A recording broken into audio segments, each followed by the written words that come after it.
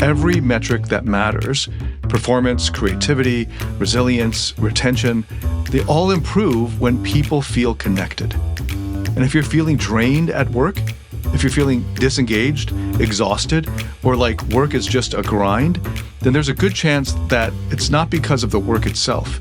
It's because you don't have real relationships there. So the next time you dismiss connection as a distraction, remember, the people who are truly thriving, the ones who are both successful and fulfilled, are not the ones going at it alone. They're the ones who have built something together with others. Welcome to Beyond Success, the podcast for high achievers seeking deeper meaning, fulfillment, and purpose. Now, here's your host, world-renowned leadership coach and therapist, David Tian, PhD. Most high achievers don't want to hear this, but I'll say it anyway. If you don't start prioritizing connection, meaningful, real relationships, then your success won't feel like success. I've coached high-powered CEOs, founders, high-net-worth leaders, people who have built businesses and revolutionized entire industries. And when they finally stop grinding long enough to look up from their laptops, they realize something's missing. At first, they tell themselves they just need to hit the next milestone, sell the company, reach financial independence, find the right spouse. But then they get there, and the feelings don't change. Because money doesn't keep you warm at night. Status doesn't check in on you when you're depressed or sick. A killer network doesn't mean you have a single true friend that you can actually call when shit hits the fan. Here's the truth. The people with the deepest, strongest relationships, at work, in their friendships, in their families, are the ones who live the longest, stay the healthiest, and feel the most fulfilled. And this isn't some like feel-good self-help fluff. This is several decades of research on human happiness from the longest-running study in the history of the world. But let's talk about the flip side, the cost of getting this wrong. I've seen clients in their 50s and 60s who seem to have done everything right in their careers. They built wealth, crushed their goals, outperformed everyone else around them, but then they're divorced or in a relationship that feels dead. Their kids barely talk to them. They have no real close friends. They tell me they feel empty, but they don't know why. Some of them throw themselves back into work because, at least there, they know how to win. Others numb out with distractions like travel, expensive toys, a younger girlfriend, whatever takes the edge off. But nothing sticks. And then years later, it hits them. They've spent their whole life building something, but they have no one to share it with, no one that they really care about. That slow-burning loneliness isn't just a feeling. It's actually a health risk. Studies show that chronic loneliness has the same impact on your body as smoking 15 cigarettes a day. It kills you early. And here's what makes it worse. Most people don't even realize it's happening. When we were kids, making friends was automatic. We showed up to school, played sports, got thrown into dorms or clubs, and friendships just happened. But as we get older, that stops. Not overnight, not all at once, but slowly. Like a friend moves away, another gets married and gets busy, someone else has kids and gets busy, cancels plans one too many times, and before you know it, your closest friends are just names in your phone that you think you should text, but never do. I'm David Tian, and for almost the past 2 decades, I've been helping hundreds of thousands of people from over 87 countries find fulfillment, meaning, and happiness in their personal and professional lives. And in this episode, I've got 3 points, and let's get into the first here, which is that connection is the hidden key to success and longevity. And I don't mean like surface-level networking or surrounding yourself with people who only care about how they can use you for your status. I mean real connection, the kind that actually moves the needle on your happiness, your health, and your professional success. Most achievers don't believe this at first. They've spent years, sometimes decades, grinding towards a goal, sacrificing their sleep, sacrificing their relationships, their personal time, all for what? A bigger paycheck, a title, a certain type of lifestyle. And for a while, this sort of thing works. It keeps them motivated. It gives them a sense of progress. But then something shifts in them. They hit the big milestone, but instead of feeling satisfied, they feel nothing. Or worse, they feel trapped, because now they don't know what else to aim for. I've worked with CEOs, co-founders, top executives who hit this exact wall. They tell me, I should be happy. I have everything I ever wanted. But for some reason, it just doesn't feel like enough. And it's not necessarily because they set the wrong goals. In every case, it also is because they chase those goals alone. The longest running study in human history is on happiness, over 85 years of research now, and it proves this again and again. The biggest factor in long-term happiness isn't money, it isn't fame or status, it's not achievements, it's the quality of your relationships. Okay, before you roll your eyes and tell yourself, yeah, relationships matter, blah, blah, blah, it's deeper than that. Connection isn't some soft, sentimental extra that you can bolt onto your success later. It directly affects your success, your performance, your resilience, your anti-fragility, your ability to keep growing without burning out in the long term. High performers love to optimize everything. They optimize sleep, diet, productivity hacks. But they ignore the one thing that has the biggest impact on their health and a long life, which is the quality of their relationships. Strong relationships lower stress. They strengthen your immune system. They even increase your lifespan more than athletic activity alone does. People with close, supportive relationships live longer, stay healthier, and recover faster from any setbacks, both personal and professional. And in the workplace, the highest performing teams aren't just the ones with the smartest people. They're the ones with the strongest connections. Google ran a study on this. They wanted to find out what made their top teams so successful. Was it technical skill, raw talent, industry experience? Nope, none of those. The biggest factor was psychological safety, which is a fancy way of saying that the best teams were the ones where people trusted each other, felt valued, and actually liked working together.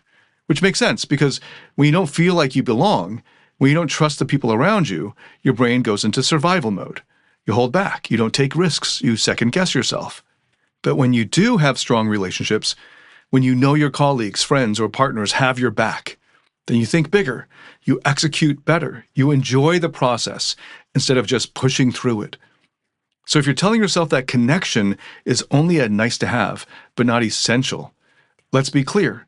Ignoring connection isn't neutral. It actively holds you back. Because at some point, no matter how successful you are, you're going to hit a moment where achievement alone stops working for you. And when that happens, the only thing that will pull you through isn't another milestone. It's the people around you who matter to you.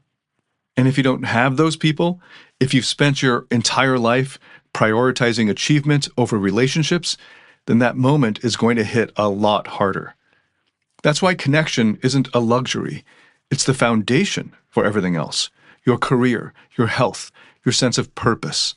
And if you don't start prioritizing it now, then don't be surprised when you wake up one day, maybe successful, but completely alone. Many high achievers struggle when it comes to managing their emotions or navigating their relationships, and they hit a wall when it comes to emotional mastery. Maybe you've noticed that stress, frustration, or anger is seeping into your personal or professional life, or you feel disconnected from those you care about. That's where David Tien's Emotional Mastery Program comes in. It's based on peer-reviewed, evidence-backed therapeutic methods to help you find happiness, love, and real fulfillment. Learn how to break free from the emotional roller coaster and start thriving in every area of your life. You can find out more at davidtianphd.com/emotional mastery. That's DAVIDTIANPHD.com/emotional mastery. Now let's move on to the second point, where we're going to focus even more on work. Because for most high achievers, that's where they spend the majority of their waking hours, of their waking life, really. They're constantly on, constantly pushing. And when work dominates your life, it's easy to start seeing relationships as merely a distraction. I've coached tons of leaders who think this way. They focus on results, execution, strategy, but relationships are only nice to have and are secondary. If their colleagues or employees happen to like them, great. If not, who cares, as long as the work gets done. But this is actually where they're dead wrong. The best companies, the highest performing teams, and the most effective leaders all have one thing in common: strong relationships. Not just functional, professional interactions, but actual trust, real connection. And this isn't just feel-good advice. It's backed by hard data. Loneliness at work destroys performance. It leads to burnout.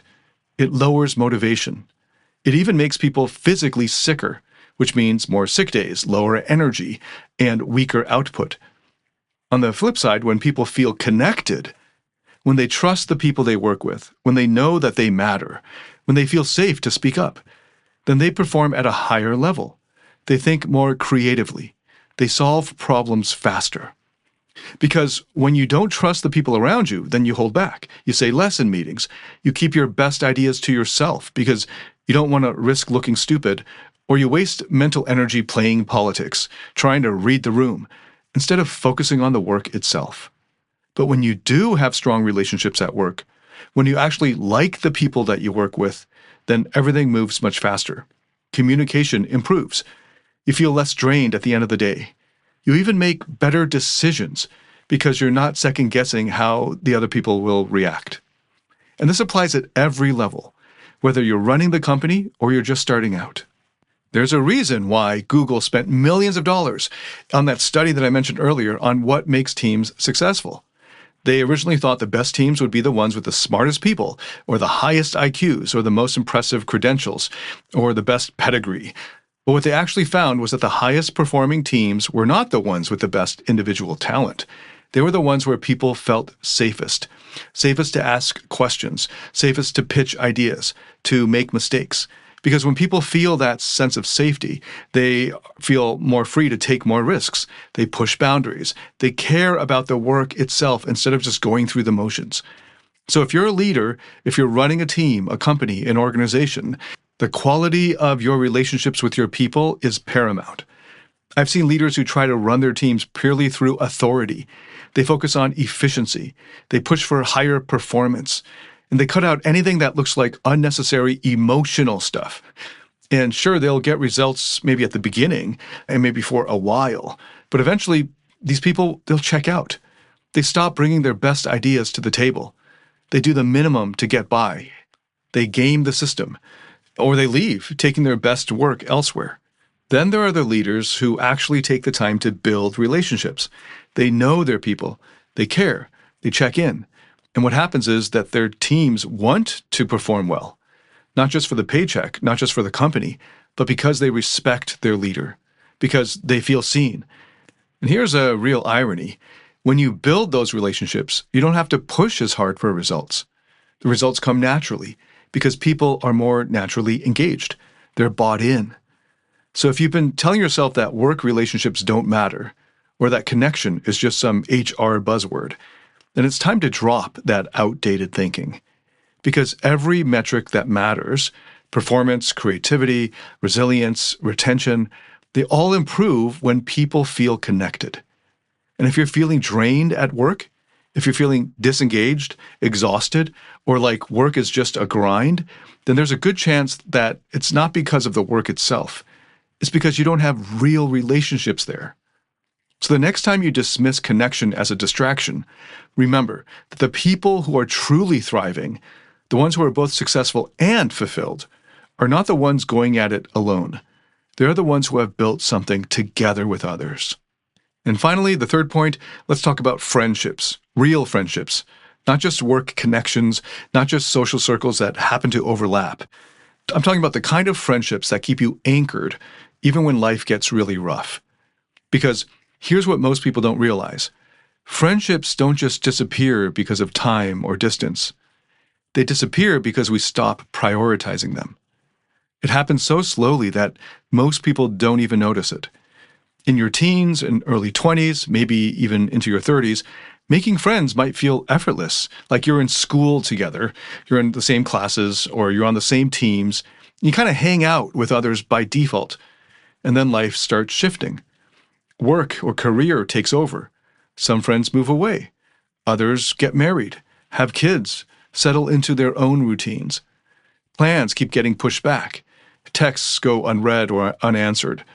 And then, before you know it, you wake up one day, older, and realize that the people who used to know everything about your life don't really know you anymore. And at first, it doesn't seem like a big deal. You're busy, you have responsibilities. You tell yourself you'll catch up when things settle down. But years go by, and nothing changes. I coach a lot of high achievers, and this is a pattern I see over and over. They hit their 40s or 50s, and they suddenly realize their closest friendships are just memories. And when something big happens, burnout, massive stress, divorce, or some terrible loss, then they don't know who to turn to. Because you can't just pick up the phone after a decade of silence and expect to pick up where you left off. Friendship, like anything else worth having, requires investment. And if you don't put in the effort now, you will feel it later. Now, some people hear this and go, fine, I'll just start hanging out with people more. They make an effort to schedule dinners or check in, to reconnect, and that's great. But it's actually not enough. Because the real question isn't just whether you have friends. It's also who you're investing in. Not all friendships are worth keeping. Some friendships are just proximity-based, people you happen to know because of school or your dorm or work or just convenience. And when life changes, as you change, those friendships fade, and that's totally normal. The friendships that actually matter, the ones worth investing in, those are the ones built on shared values. And this is where most people get stuck. They don't actually know their values and why they value them. They don't know what they stand for, what they want their life to be about. So they just keep defaulting to whoever's around or whoever feels familiar. That's why in my coaching groups, one of the first things we work on with members is clarifying their values. Because once you know what really actually matters to you, what principles you want to live by, what kind of energy you want around you, then choosing who to invest in becomes obvious. Some friendships will fall away naturally. Others will need to be let go. And a few, the ones that align with who you really are, those will be the ones worth doubling down on. And let's be clear, this isn't just about having people to grab drinks with. This isn't about filling your calendar with social events just so you don't feel lonely. This is much deeper. This is about survival. Strong friendships literally keep you alive much longer. A lack of close relationships is as bad for your health as smoking more than a pack of cigarettes a day. Loneliness increases your risk of heart disease, dementia, and depression. People with strong social ties, on the other hand, live much longer. And not just longer, but better, with more meaning, more joy, more resilience. But none of that happens automatically. And the older you get, the harder it is, generally, to build those kinds of friendships if you haven't been actively maintaining them. This is why some of the most successful people in the world, the ones who have achieved what seems like everything on paper, often end up feeling empty in the end. Sure, they built businesses or brands or left some legacies, but they didn't build relationships that actually fed them. And when the work slows down, when the career doesn't define them anymore, they look around and realize they have no one that they actually really care about left to share it with. So don't wait for that moment for yourself. Start investing in the right people now. Because if you don't, there's a price, and it is steep. It looks like burnout. It looks like waking up every day with a sense of, why am I even doing this? It looks like an incredibly successful life that still feels meaningless. Connection isn't automatic. It has to be built, prioritized, and then maintained and grown. And the ones who understand that are the ones who truly win, not just in work, not just in wealth, but in life. So let's bring this all together. If you've been grinding away, chasing the next level of success, thinking that once you get there, wherever there is, you'll finally feel fulfilled, then let me save you some time. It doesn't work like that. Success without connection is empty. You can reach the peak, but if you get there alone, it won't feel like victory. It'll feel like standing on top of a mountain, looking around, and realizing there's no one there that you actually care about to celebrate with you. That's why I started with this. Connection is the hidden key to success and longevity. It's not a nice to have. It's the foundation, the strongest predictor of long-term happiness, health, and even professional success is not how much money you make or how many hours you put in or how hard you grind. It is the quality of your relationships. Yet, ironically, achievers are the worst often at prioritizing this. Most people treat work relationships as transactional. They think the only thing that matters is results. But the truth is, the highest performing teams, the best leaders, the companies that actually last, they all have one thing in common: real trust, real connection, the kind that makes people want to show up and give their best, instead of just doing the bare minimum to get by or just showing up for a paycheck. And outside of work, that's where things get even more dangerous, because friendships don't maintain themselves. They don't last just because you shared a dorm room a long time ago or played on the same team years ago. If you're not actively investing in them, they will fade, whether you realize it or not. I had a client, let's call him Michael. He was in his mid-40s when he came to me. He was an incredibly successful entrepreneur. He had built and sold multiple companies. He lived the high-status life. He had giant houses, luxury cars, went to exclusive events. And from the outside, it seemed like he had everything that people chase after. But he said to me in our first session, "I don't think I have a single true friend. Not one person I could count on to be there for me if there wasn't anything in it for them." It hit him hard when he went through a divorce. Work had always been his focus, his safe place, his identity. But when his marriage fell apart, when his business wasn't enough to distract him, he realized he had nothing and no one left. No deep friendships, no one checking in, no sense of meaning beyond his career. And look, this isn't some rare, tragic story. This is normal for achievers who spend decades believing that their work is enough, that their success will carry them to happiness, until they hit that moment, whether it's a divorce, burnout, a personal crisis, or just waking up one day feeling completely disconnected from their own life. And they realize this isn't how it was supposed to feel. So let's talk about what happens if you get it right. Picture this. You've built something incredible, not just a career, not just wealth, but a life filled with people who really matter to you. Friends who know the real you, not just the version of you that you present at work. A spouse who feels like a partner, not just someone that you share a house with. You wake up energized because your success isn't just about numbers or achievements. It's about who you get to share it with. Your work feels better, not because the tasks have changed, but because the relationships around the work are stronger and meaningful. And when shit inevitably goes sideways, because it will, you don't have to handle it alone. You've got people in your corner, not just colleagues, not just business contacts, but real relationships that have depth, that make life feel worth something beyond the next achievement. That's the kind of success that lasts, that doesn't feel hollow, that doesn't leave you sitting in a mansion, staring at your phone, wondering why no one that you care about is calling you. But none of that happens by accident. It happens by choice, by prioritizing connection just as much as you've prioritized achievement. So ask yourself, what kind of life are you really building? And who are you building it with? Thank you so much for listening. I would love to hear your answers to those questions or any feedback whatsoever. You can leave a comment wherever you're seeing this or send me an email. If you like this, hit a like or give it a good rating on whatever platform you're hearing this on. And if this has helped you in any way, please share it with anyone else that you think could benefit from it. Thank you again so much for listening. I look forward to welcoming you to the next episode. Until then, David Tian, signing out.